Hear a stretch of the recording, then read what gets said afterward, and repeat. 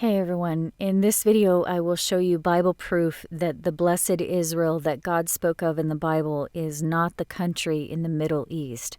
We all know that Genesis 12 says the Lord will bless those who bless the nation of Israel and curse those who curse the nation of Israel. So at first glance, some look at that and think it refers to the modern-day country of Israel that was created in 1948, but that's not true.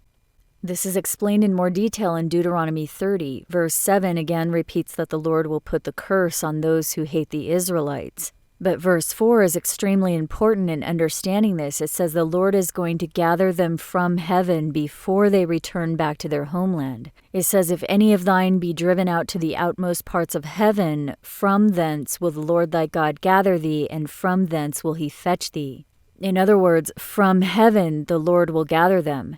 And the Lord thy God will bring thee into the land which thy fathers possessed, and thou shalt possess it, and he will do thee good, and multiply thee above thy fathers. So in Deuteronomy 30 verses 1 through 7, it provides a mini timeline. It starts out saying, and it shall come to pass when all these things are come upon thee, the blessing and the curse. So that makes it clear that both the blessing and the curse have to happen first. Then verse 2 says, then they will return to the Lord and obey the commandments. And then in verse 3, it says God will return and gather them from all the nations, and will also gather them from heaven.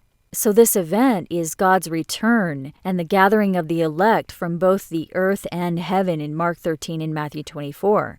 This is part of Jesus' timeline, and this event does not occur until after the 1260-year tribulation. It occurs at the meteorite impact, which starts a final 3.5-year time of trouble, and that's the end.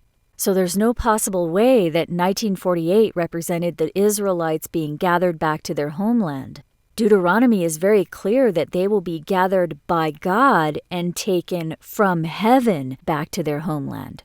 So the true nation of Israel that God spoke of in the Bible has not yet returned to their homeland. So remember, Revelation tells us there are those who are claiming to be Jews who are not really the true Jews. So who are the true descendants of Jacob?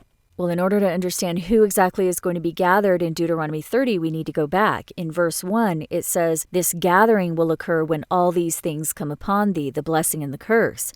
Well, chapter 28 tells us what the blessing and the curse are. And by the way, this is Moses giving the law to the Israelites 40 years after they escaped from Egypt.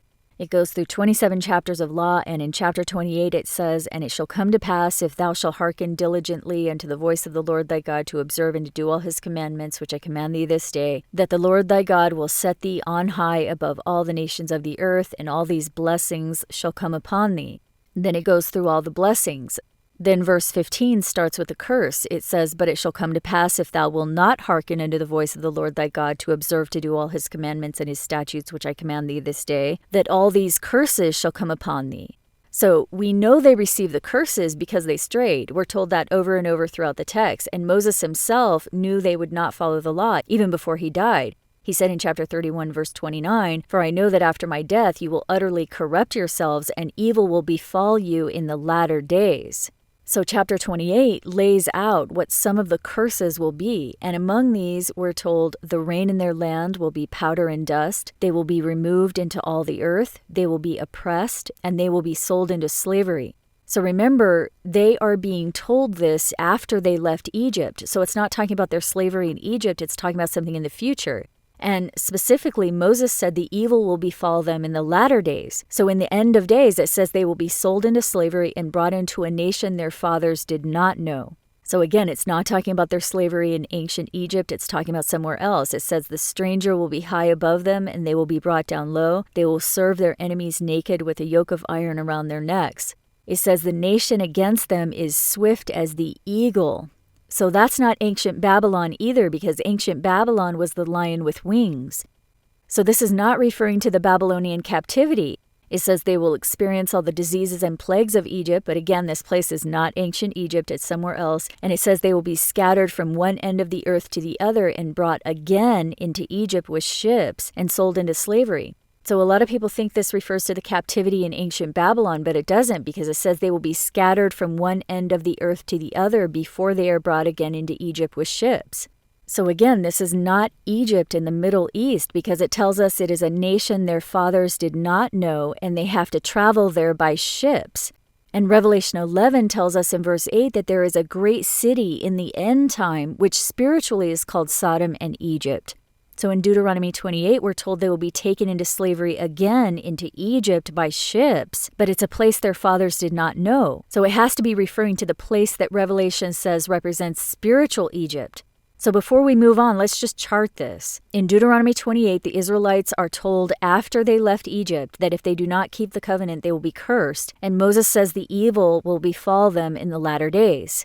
Then in chapter 29, he says, "Keep therefore the words of this covenant." But notice he says in verse 14, "Neither with you only do I make this covenant, but also with him that is not here with us this day."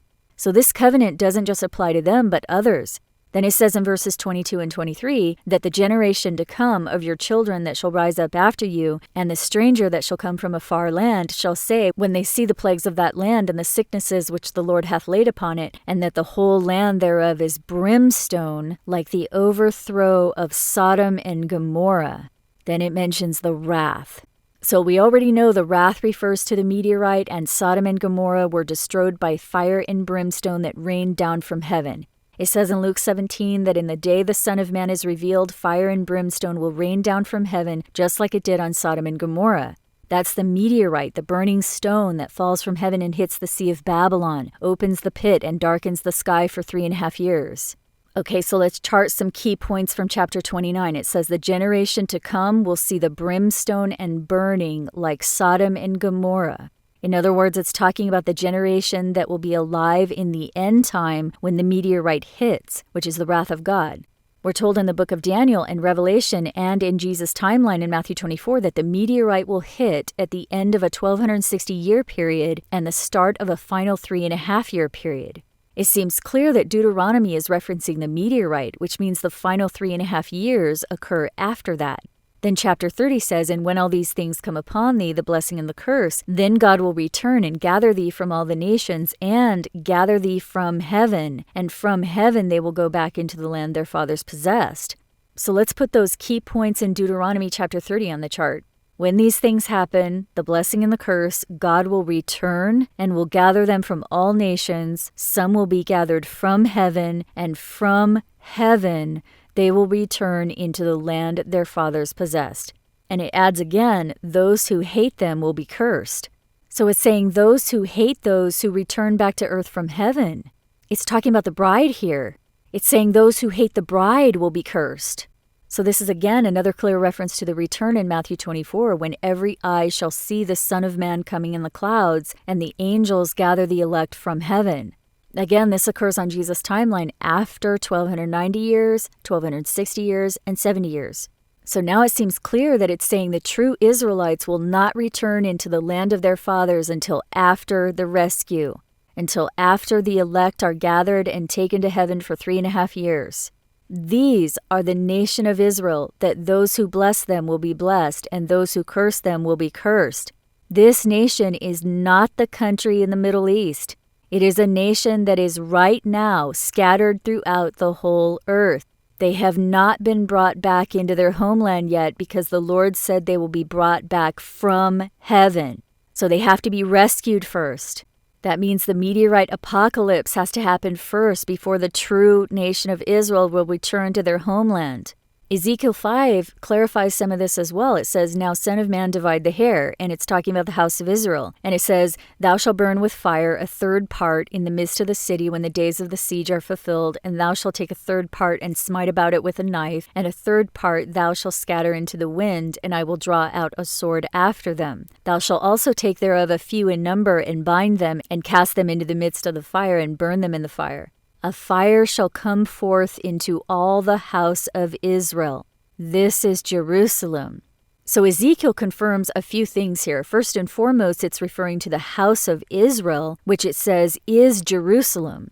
So some will look at that and immediately think it's self-explanatory. It's talking about an event in the Middle East, in Jerusalem, but that's not correct, because Jesus told us the house of Israel is the whole world.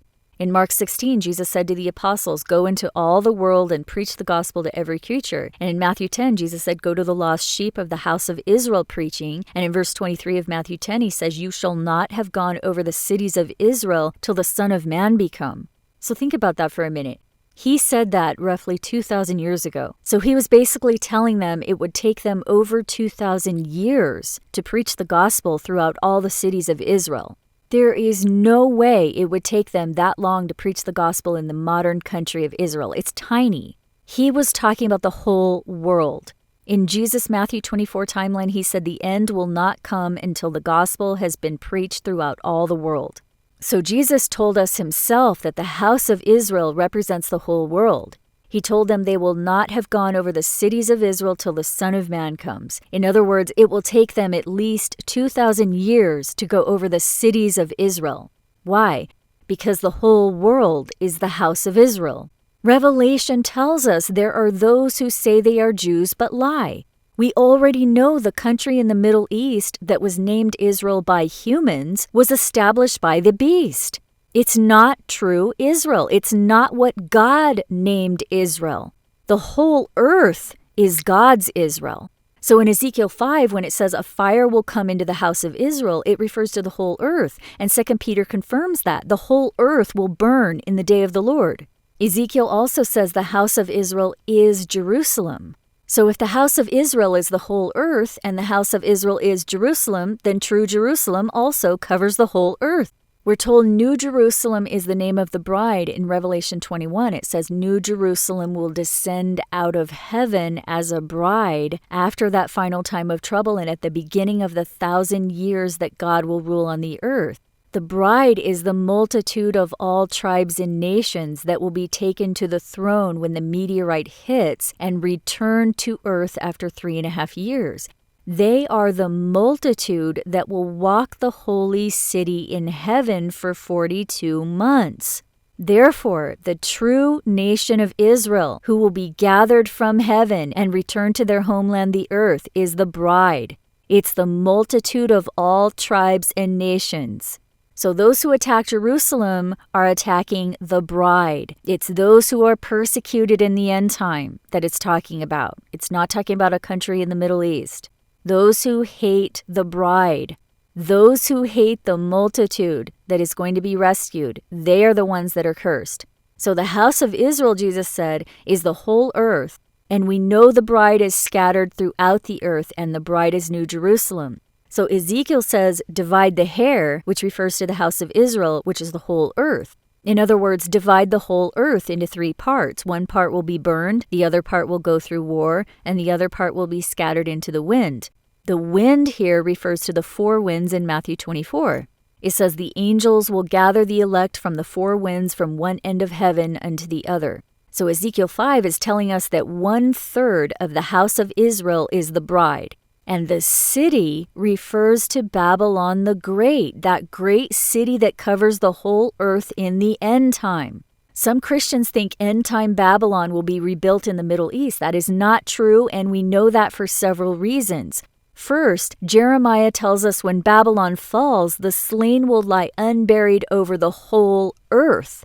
Second, because Revelation tells us Babylon sits on the beast with 7 heads and 10 horns, and Daniel tells us the beast with 10 horns devours the whole earth. So if Babylon sits on the beast, and the beast covers the whole earth, then Babylon the Great sits on the whole earth. Therefore, the 7 mountains that Babylon sits on are the 7 continents.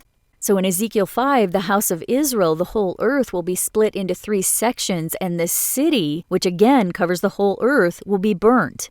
The 3 sections of the earth are also mentioned in Revelation 8, verses 10 and 11. And the 3rd angel sounded, and there fell a great star from heaven, burning as it were a lamp, and it fell upon the 3rd part of the rivers and upon the fountains of waters. And the name of the star is called Wormwood. And the 3rd part of the waters became wormwood, and many men died of the waters.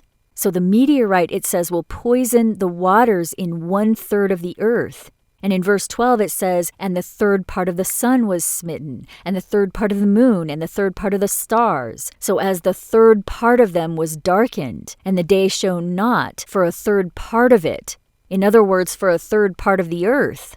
In Revelation 9, we're told the reason the sun, moon, and stars go dark is because of the star that falls from heaven. It opens a bottomless pit, and smoke comes out of the pit, and the sun is darkened by reason of the smoke of the pit.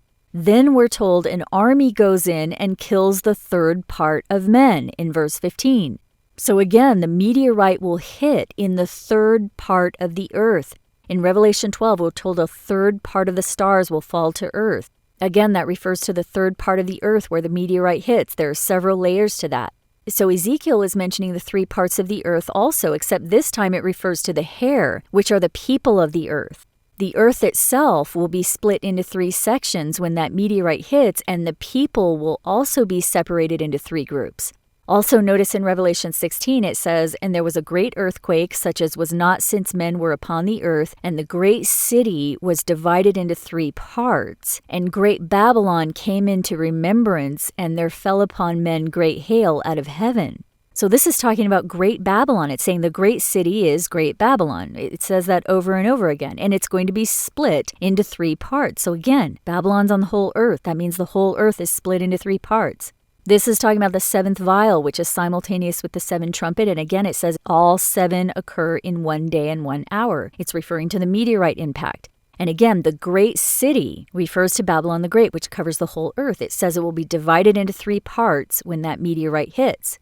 Also in Revelation 11, when it says the bodies of the two witnesses will lie unburied in the great city, the great city, again, refers to Babylon the Great over the whole earth. It's not the Middle Eastern city of Jerusalem where Jesus was crucified. When it says where their Lord was crucified, that can also be translated where their Lord was destroyed. And it's talking about their Lord the beast, because remember, Hosea tells us Yahweh is the beast. The two witnesses are the two candlesticks, which we are told are the eyes of Yahweh throughout the whole earth. They worship the beast Yahweh, and the beast government, the United Nations, will kill them at the end of 1260 years. That is the beast that will ascend out of the bottomless pit. The UN will ascend or gain power when that meteorite hits. They will take over at that point. But it also tells us they're going to kill the two witnesses, the Christians and the Jews, and they will lie unburied in the great city, which is Babylon the Great, which covers the whole earth, where the beast rules. It's also where the beast will be destroyed. In other words, where their Lord will be destroyed. So again, we've got to rely on the original language the text was written in, not these later translations. That's really important. We're told Babylon the Great sits on the beast. We're told the beast represents two things, the world government and Yahweh. Babylon sits on the beast. The beast covers the whole world. That means Babylon sits on the whole world. But we're also told Babylon sits on people of different nationalities.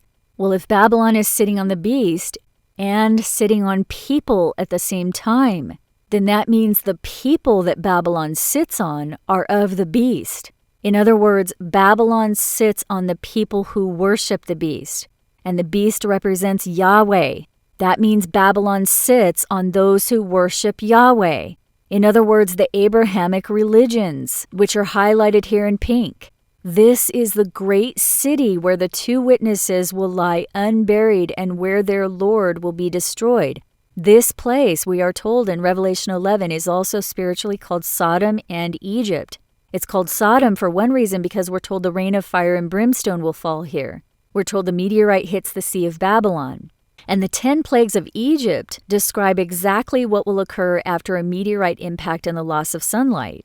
We're told this area is spiritually called Egypt, and in the latter days, the Israelites will be taken by ships into this place as slaves.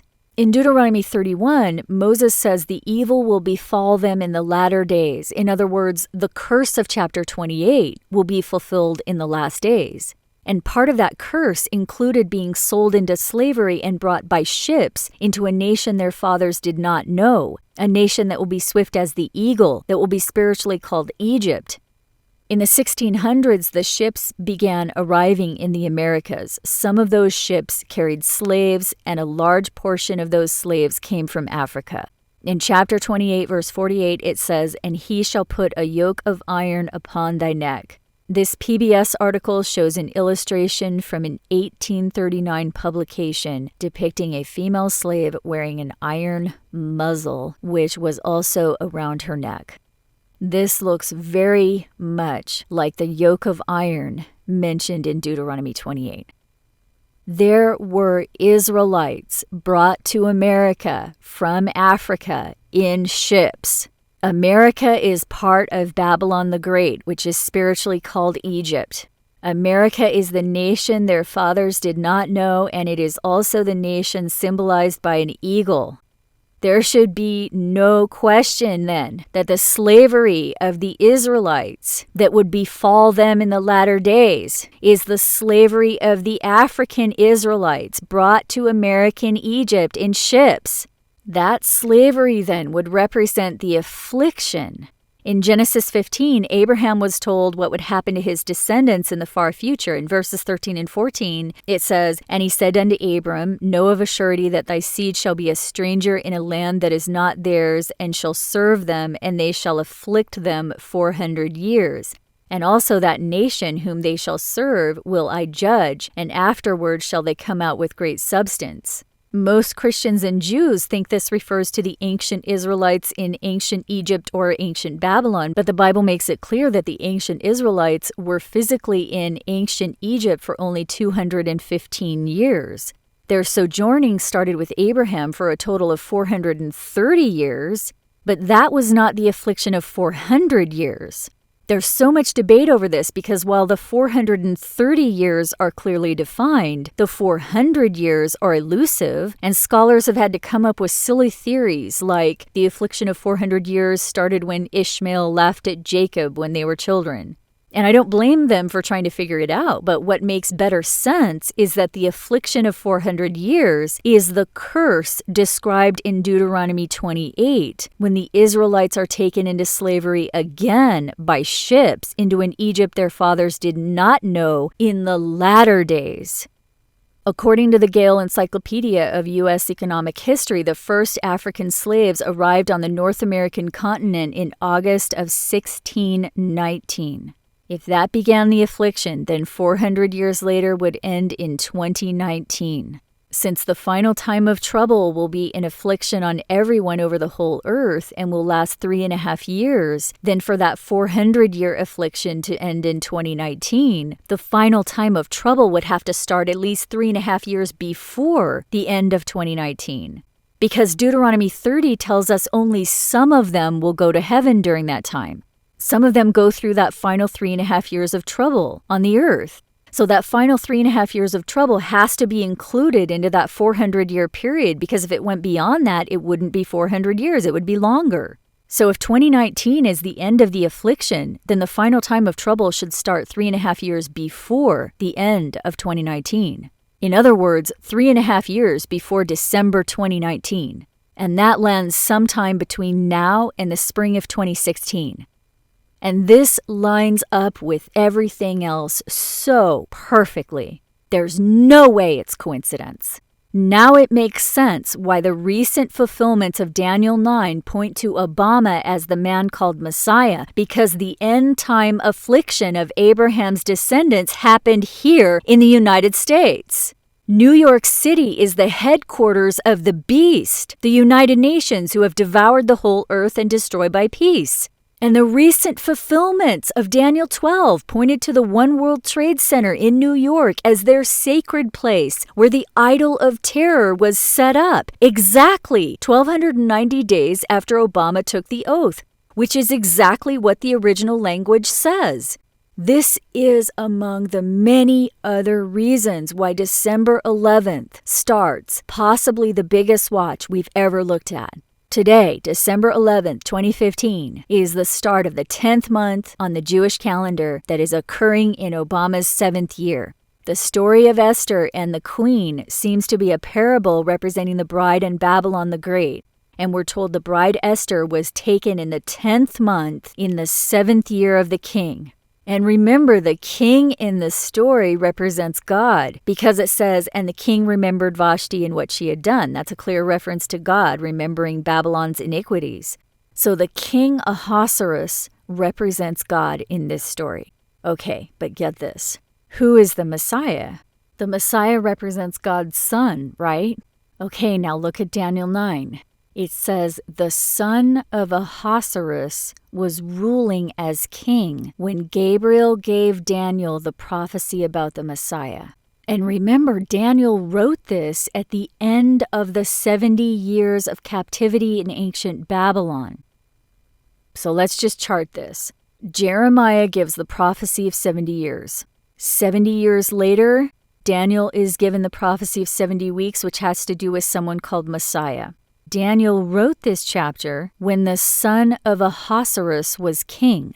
Jesus told us a parable of a king who made a feast, which is very similar to the king Ahasuerus in the book of Esther. It's basically the same principle. The queen is left and the bride is taken. So this is a parable. Ahasuerus represents God, and the son of Ahasuerus represents Messiah. So it's clear right here that Messiah will be the king ruling at the end of the 70 years. You see what I mean? The son of Ahasuerus was king at the end of the 70 years when Daniel wrote chapter 9. And now, while the fulfillment of Daniel 9 is happening, the 7th year of the man called Messiah is occurring in the 70th year that the nations around Judah have been serving Babylon. So again, the nations around Judah are part of true Israel. They're part of the earth, which is the true house of Israel. But the prophecy doesn't say Israel will serve Babylon. It says the nations around Judah will serve Babylon. But this is the kicker. We know the 70 years started in 1945 because Babylon sits on the beast. The beast is the 8th king, and the 8th king was created in 1945, the United Nations. Right now, we just entered the 10th month in the 7th year of the man called Messiah, which is also 3.5 years prior to 2019, the end of the affliction. It is also the end of the 1260 years since 755 and the end of exactly 70 years of the nations around Judah serving Babylon sitting on the 8th king. It is the end of the exact length of one generation described in the book of Matthew from the budding of the fig tree Israel in 1948. Jesus tells us the fig tree does not produce fruit. So the fig tree Israel is not the bride Israel. It's not the true Israel. It's the fig tree, no fruit Israel that Jesus says will be cut off. We also appear to have entered the 7th year of Daniel's final week and the Jubilee year, according to other sources. So it's still not too late to repent for worshiping the beast. Please, I'm begging you to verify for yourself that this is the truth in the Bible. For more information, you can watch the playlist Bible's Countdown to the Meteorite and Rescue for free. It shows step by step, starting with Jesus, how the timeline was laid out and has already occurred in a very different way than the churches thought.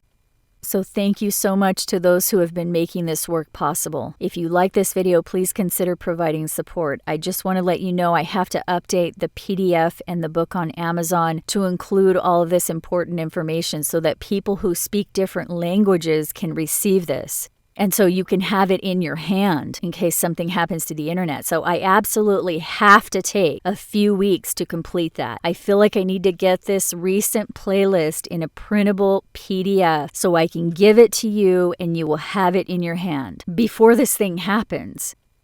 So that's what I'm going to try to do. So if anybody wants to provide support for that, I appreciate it very much. And again, thank you so much to those who have already been making this possible. I hope you're doing well, and I hope you have a good holiday. I'll talk to you later.